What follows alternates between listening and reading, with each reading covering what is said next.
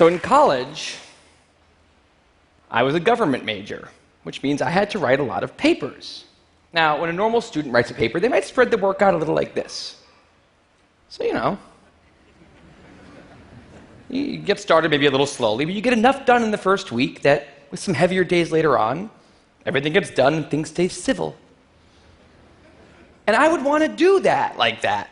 That would be the plan. I would have it all ready to go, but then actually the paper would come along, and then I would kind of do this.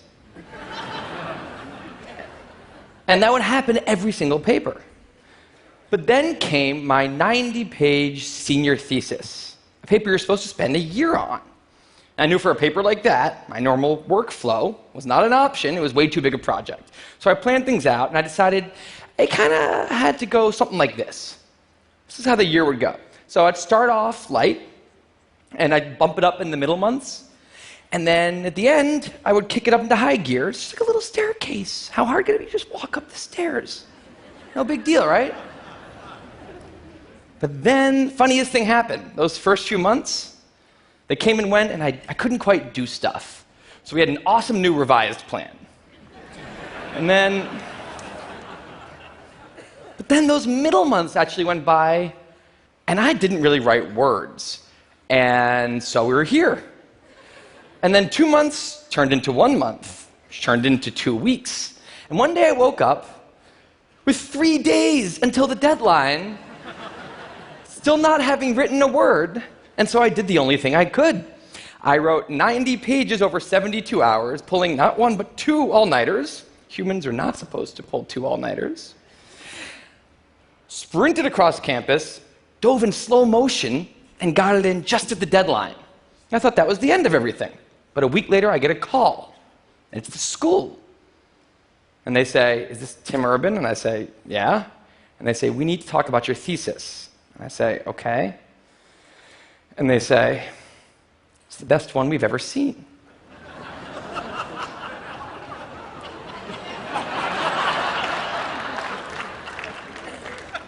That did not happen. It was a very, very bad thesis. I just wanted to enjoy that one moment when all of you thought, "This guy is amazing." No, it was very, very bad.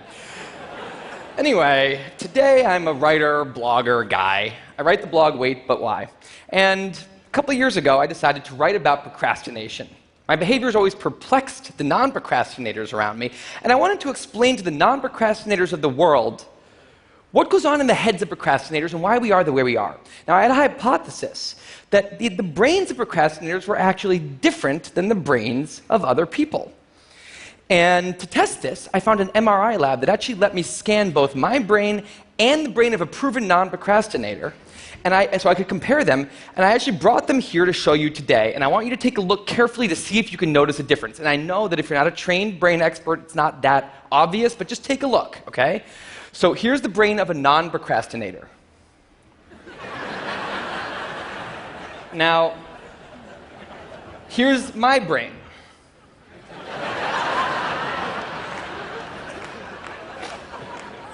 There is a difference.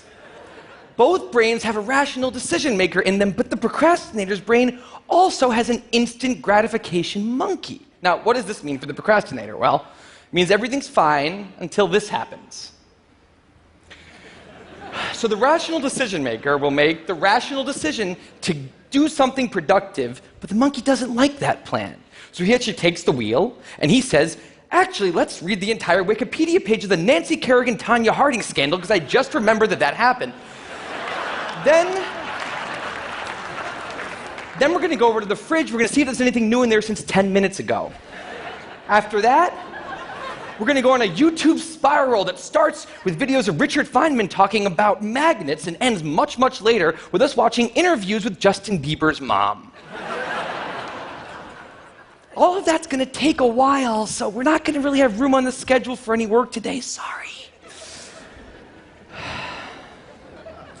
Now, what is going on here?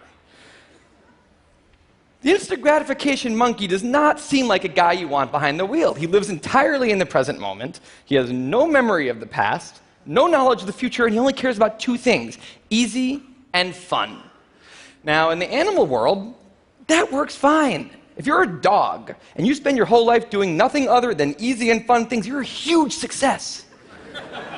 And to the monkey, humans are just another animal species. He has to keep well slept, well fed, and propagating into the next generation, which in tribal times might have worked okay. But if you haven't noticed, now we're not in tribal times. We're in an advanced civilization, and the monkey does not know what that is, which is why we have another guy in our brain, the rational decision maker, who gives us the ability to do things no other animal can do. We can visualize the future. We can see the big picture.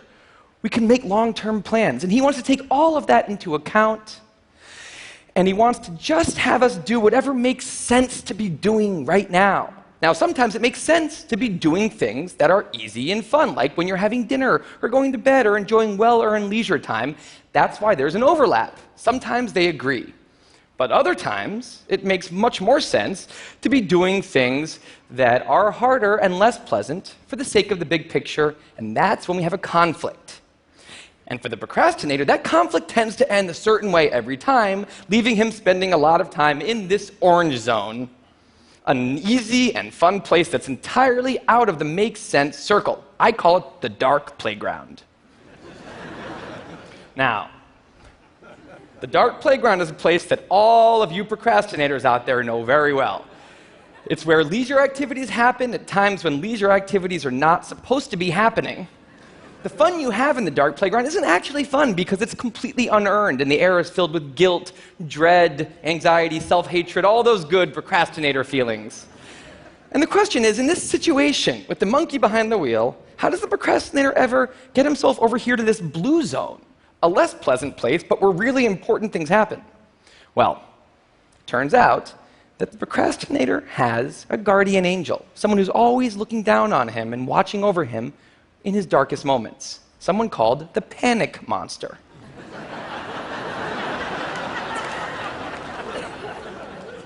Now, the panic monster is dormant most of the time, but he suddenly wakes up anytime a deadline gets too close or there's danger of public embarrassment, a career disaster, or some other scary consequence. And importantly, he's the only thing that the monkey is terrified of.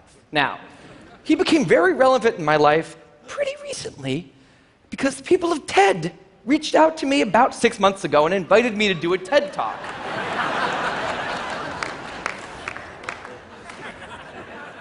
Now, of course, I said yes. It's always been a dream of mine to have done a TED Talk in the past.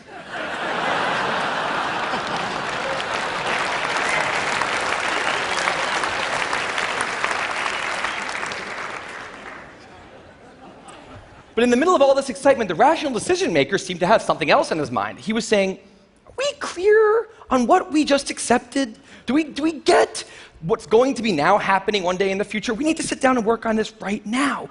And the monkey said, totally agree, but also let's just open Google Earth and let's zoom into the bottom of India, like 200 feet above the ground, and we're going to scroll up for 2.5 hours till we get to the top of the country so we can get a better feel for India.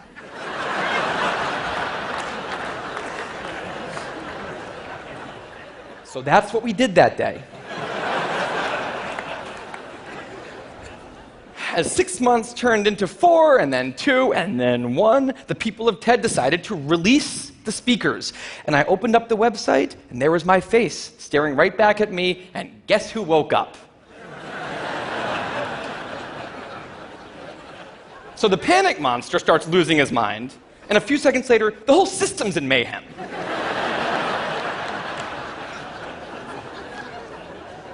And the monkey, who, remember, he's terrified of the panic monster, boom, he's up the tree.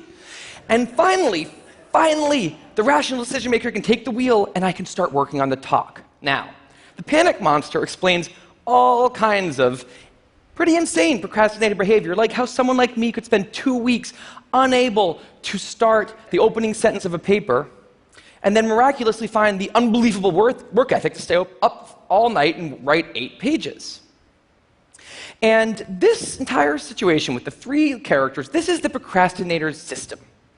It's not pretty, but in the end, it works. And this is what I decided to write about on the blog just a couple years ago. Now, when I did, I was amazed by the response. Literally thousands of emails came in from all different kinds of people, from all over the world, doing all different kinds of things. These were people who were nurses and bankers and painters and engineers and lots of PhD students. And they were all writing saying the same thing. I have this problem too. But what struck me was the contrast between the light tone of the post and the heaviness of these emails.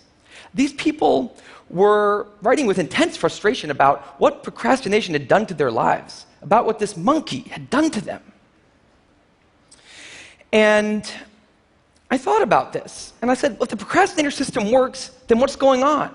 Why are all these people in such a dark place? Well, it turns out that there's two kinds of procrastination. Everything I've talked about today, the examples I've given, they all have deadlines. And when there's deadlines, the effects of procrastination are contained to the short term because the panic monster gets involved. But there's a second kind of procrastination that happens in situations when there is no deadline. So if you want to have a career where you want to be a self-starter, something in the arts, something entrepreneurial, there's no deadlines on those things at first because nothing's happening at first, not until you've gone out and done the hard work to get some momentum, to get things going.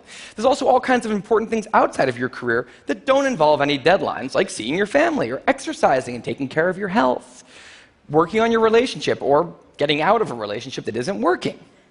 Now, if the procrastinator's only mechanism of doing these hard things is the panic monster, that's a problem because in all of these non-deadline situations, the panic monster doesn't show up. He has nothing to wake up for. So the effects of procrastination, they're not contained. They just extend outward forever. And it's this long-term kind of procrastination that's much less visible and much less talked about than the funnier, short-term, deadline-based kind. It's usually suffered quietly and privately, and it can be the source of a huge amount of long-term unhappiness and regrets. And I thought, that's why these people are emailing, and that's why they're in such a bad place. It's not that they're cramming for some project. It's that long-term procrastination has made them feel like a spectator at times in their own lives. The frustration was not that they couldn't achieve their dreams, it's that they weren't even able to start chasing them. So I read these emails and I had a little bit of an epiphany that I don't think non-procrastinators exist.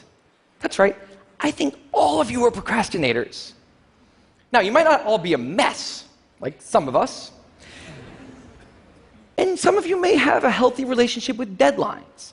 But remember, the monkey's sneakiest trick is when the deadlines aren't there. Now, I want to show you one last thing. I call this a life calendar. That's one box for every week of a 90-year life. That's not that many boxes, especially since we've already used a bunch of those. So I think we need to all take a long, hard look at that calendar. And we need to think about what we're really procrastinating on, because everyone is procrastinating on something in life. We need to stay aware of the instant gratification monkey. That's a job for all of us. And because there's not that many boxes on there, it's a job that should probably start today. Well, maybe not today, but sometime soon. Thank you.